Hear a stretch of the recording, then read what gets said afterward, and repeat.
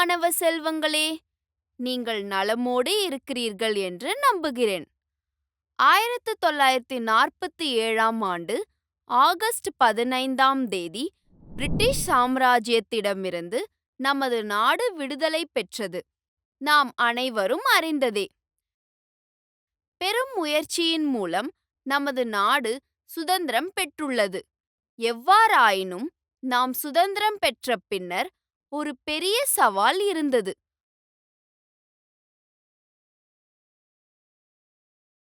ஒரு வலுவான அடித்தளத்தை உருவாக்க சரியான கவனிப்பும் திட்டமிடலும் எடுக்கப்பட வேண்டும்.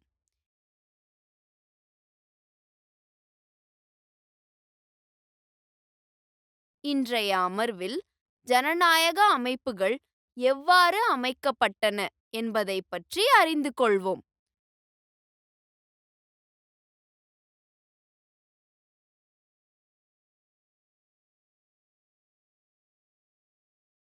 சுதந்திர இந்தியா முதல் 30 ஆண்டுகள் 1947 முதல் 1977 வரை என்ற தலைப்பிலிருந்து 10ஆம் வகுப்பு சமூக அறிவியல் கற்றுக்கொள்வீர்கள். நீங்கள் தெரிந்து கொள்வீர்கள். முதல் பொது தேர்தல்கள், யூனிவர்சல் அடல்ட் பிரான்சைஸ் மற்றும் அதன் சவால்கள்,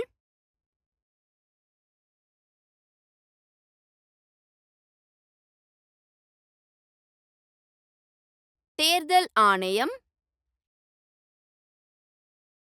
இந்திய அரசியலில் ஒரு கட்சி ஆதிக்கம். முக்கிய வார்த்தைகள்: யூனிவர்சல் அடல்ட் பிரான்சைஸ்.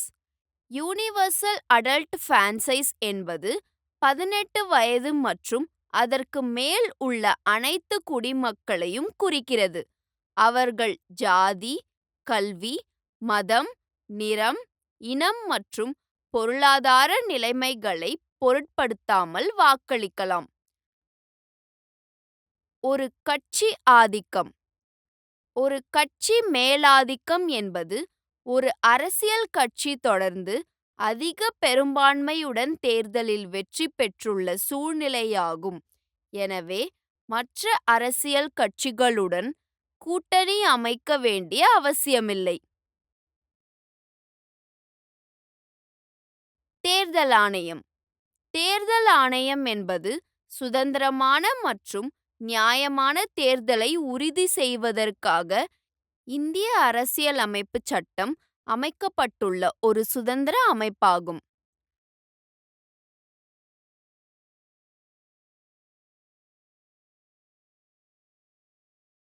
அரசியலமைப்பு.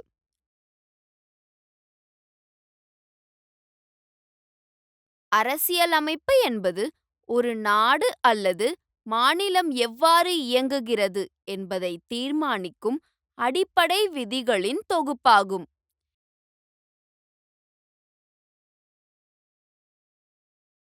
கருத்து வரைபடத்தை சரிபார்க்கவும்.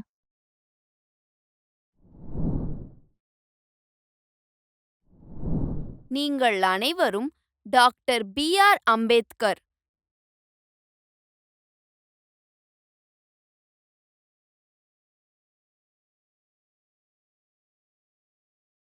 இந்திய அரசியலமைப்பு சட்டம் நடைமுறைக்கு வரும் நாள் குறித்து டாக்டர் பி.ஆர். அம்பேத்கர் கூறிய ஒரு மேற்கோளுடன் அமர்வை தொடங்குவோம்.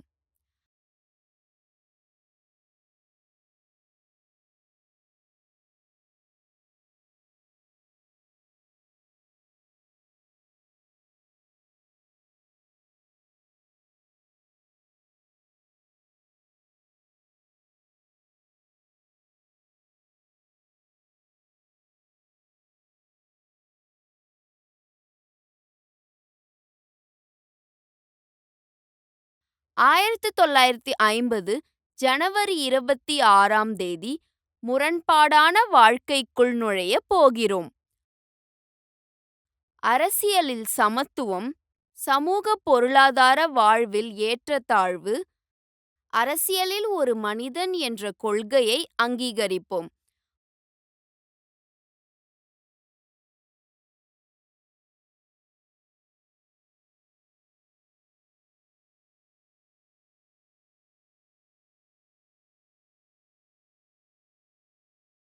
ஒரு வாக்கு மற்றும் ஒரு வாக்கு ஒரு மதிப்பு.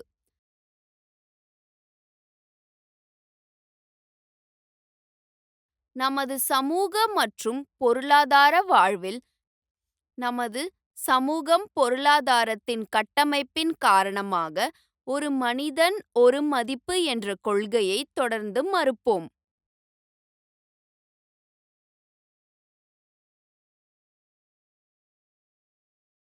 இந்திய அரசியலமைப்பு ஜனவரி 26, 1950 அன்று நடைமுறைக்கு வந்தது. அரசியலமைப்பு பல இலக்குகளை ஒன்றாக அடைய முயன்றது. ஜனநாயகம் செயல்பட ஒரு கட்டமைப்பை உருவாக்குதல், ஒருங்கிணைத்தல் மற்றும் ஒற்றை அரசியல் சமூகத்தை உருவாக்குதல் மற்றும் சமூக மற்றும் பொருளாதார மாற்றங்களை கொண்டு வருதல் ஆகியவை இதில் அடங்கும்.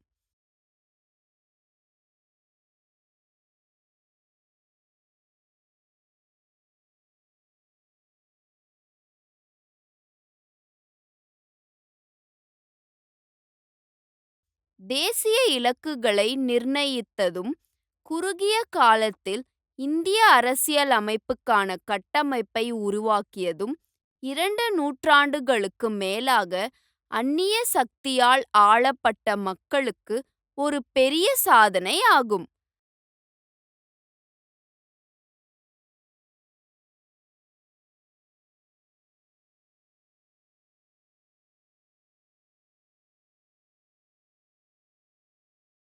சுதந்திரத்திற்கு பிந்தைய ஆரம்ப ஆண்டுகள் இந்தியாவின் சுதந்திரத்திற்கு பிந்தைய வரலாற்றில் ஒரு முக்கியமான காலகட்டமாகும்.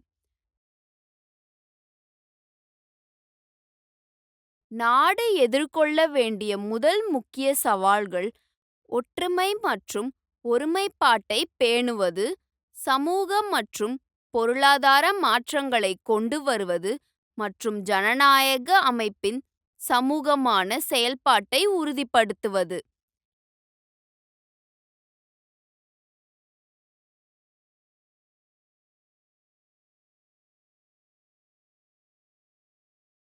இந்த சவால்கள் ஒன்றோடொன்று தொடர்புடையவை மற்றும் எங்கள் அமைப்புகள் ஒழுங்கற்றதாக இல்லை என்பதை உறுதிப்படுத்த பெரும் முயற்சிகள் தேவைப்பட்டன. உதாரணமாக, வளர்ச்சி இலக்குகள், ஒற்றுமை மற்றும் ஒருமைப்பாடு ஆகியவை ஜனநாயகத்தின் விலையில் வரக்கூடாது.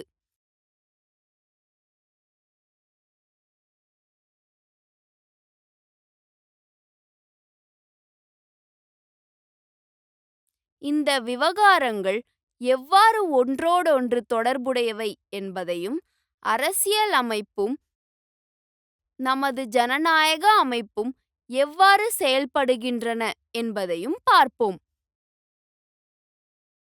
மேலும், தேசத்தை கட்டியெழுப்பும் சவாலை இந்தியா எவ்வாறு ஏற்றுக்கொண்டது என்பதைப் பற்றி அறிந்து கொள்வோம். முதல் பொதுத் தேர்தல்கள். புதிய அரசியலமைப்பு சட்டத்திற்குப் பிறகு நடைபெற்ற முதல் பொதுத் தேர்தல் நமது ஜனநாயக வரலாற்றின் முக்கியத்துவம் வாய்ந்தது.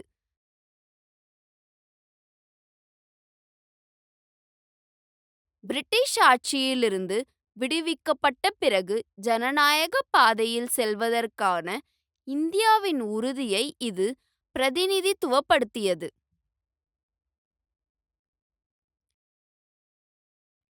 Universal adult franchise.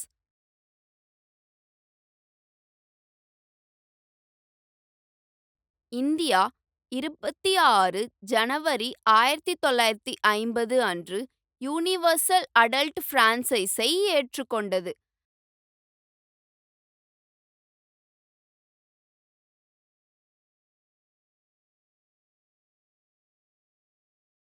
மக்கள் தொகையில் பெரும் பகுதியினர் கல்வியற்றவர்களாக இருந்ததால் இந்தியாவில் முதல் தேர்தல் கடினமாக இருந்தது. அவர்கள் விரும்பும் வேட்பாளரை எப்படி தேர்ந்தெடுப்பார்கள்?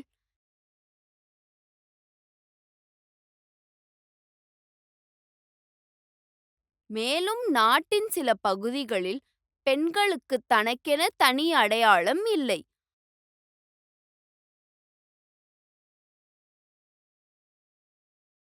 அவர்கள் சம உரிமைகளைப் பெற்று ஜனநாயக செயல்பாட்டில் பங்கேற்க வேண்டுமானால் இது மாற வேண்டும்.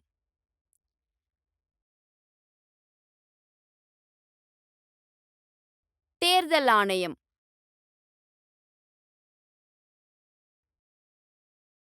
வாக்காளர் பட்டியல் எவ்வாறு தயாரிக்கப்பட்டது? தேர்தல்கள் எப்படி நடக்கப் போகின்றன? இந்த பிரச்சனைகளை தீர்க்க தேர்தல் கமிஷன் அமைக்கப்பட்டது. நாடு முழுவதும் தேர்தலை நடத்துவதற்கான நடைமுறை அம்சங்களை அமைத்து கவனித்துக் கொள்ளும் பணியை அவர்கள் மேற்கொண்டனர்.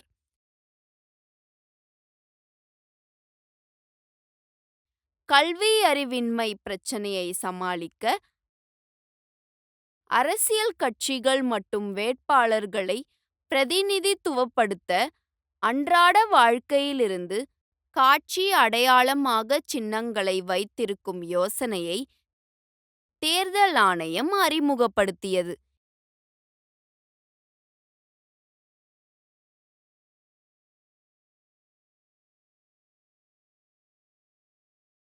இந்த காட்சி முறை அடையாளம் காணும் முறை இன்றும் தொடர்கிறது. முதல் தேர்தலில் ஒவ்வொரு வேட்பாளருக்கும் தனித்தனி வாக்குப் பெட்டிகள் தங்கள் காட்சி சின்னங்களால் குறிக்கப்பட்டிருந்தன.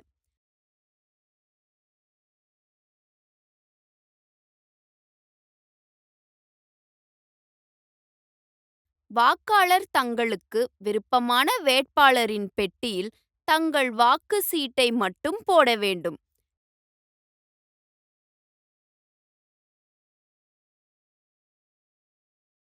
தேர்தலையொட்டி மக்கள் வெளியே சென்று வாக்களிக்க வேண்டும் என்று பெரும் பிரச்சாரம் செய்யப்பட்டது.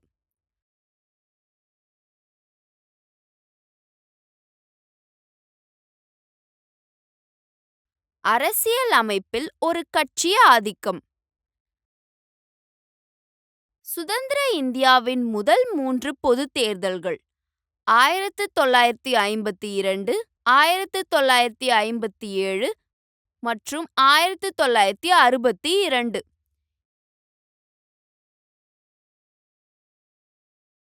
இந்திய தேசிய காங்கிரஸ் வெற்றி பெற்றது. போட்டியிடும் வேட்பாளர்களை கிட்டத்தட்ட ஒன்றும் செய்யவில்லை.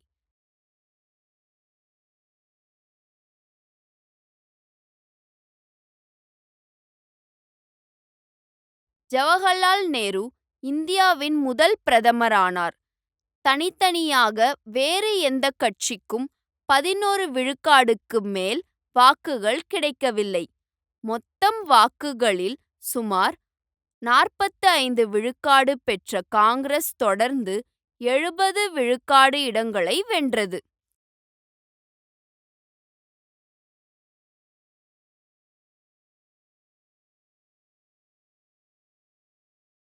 காங்கிரசுக்கு அருகில் வேறு எந்த கட்சியும் இல்லை.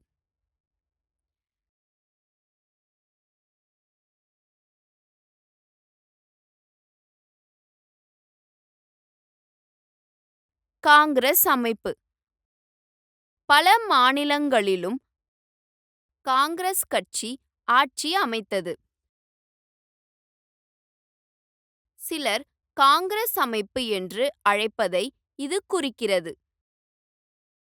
இந்தியாவில் இந்த காலகட்டம் குறிப்பாக ஆதிக்கம் செலுத்தும் காங்கிரஸ் கட்சிக்கும் மற்ற கட்சிகளுக்கும் இடையிலான உறவின் தன்மையால் அடையாளம் காணப்படுகிறது. இருப்பினும் காங்கிரஸ் எப்போதும் பெரிய கட்சிக்குள் சிறிய துணைக்குழுக்களை கொண்டிருந்தது. தலைவர்களுக்கிடையேயான தனிப்பட்ட போட்டியின் காரணமாக இந்த குழுக்கள் தோன்றினாலும் சில கொள்கை பிரச்சினைகளில்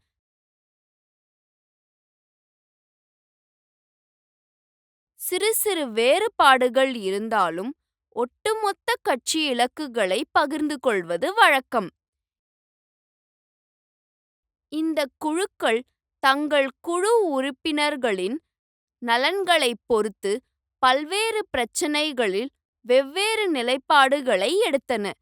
இது பல்வேறு நலன்களையும் நிலைப்பாடுகளையும்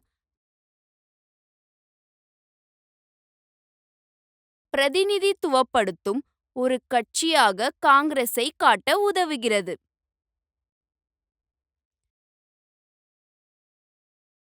சில நேரங்களில் இந்த குழுக்கள் மற்ற அரசியல் கட்சிகளுடன் இணைந்து தலைமைக்கு அழுத்தம் கொடுத்தன.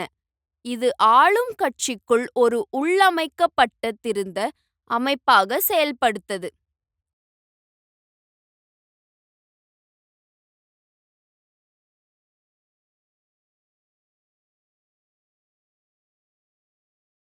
இதனால் காங்கிரஸ் மற்றும் எதிர்க்கட்சிகளுக்குள் அரசியல் போட்டி நிலவியது.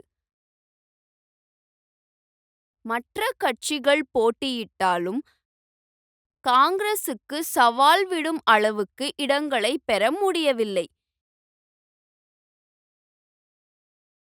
இந்த கட்சிகள் படிப்படியாக தங்களை கட்டியெழுப்பியதுடன்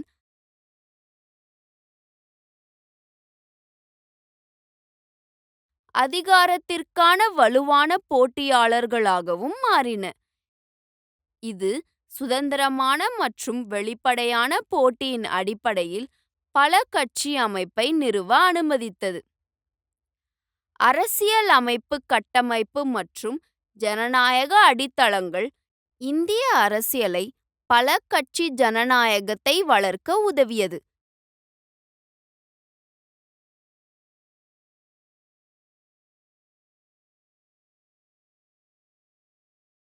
எனவே இந்தியாவின் அனுபவம் சீனா, நைஜீரியா போன்ற பிற காலனி நாடுகளின் அனுபவத்திலிருந்து மிகவும் வேறுபட்டது.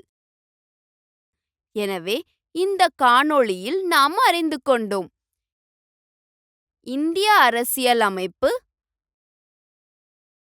பொது தேர்தல்கள், காங்கிரஸ் கட்சியின் ஒரு கட்சி ஆதிக்கம் மற்றும் நாட்டில் பல கட்சி அமைப்பு உருவாக்கம்.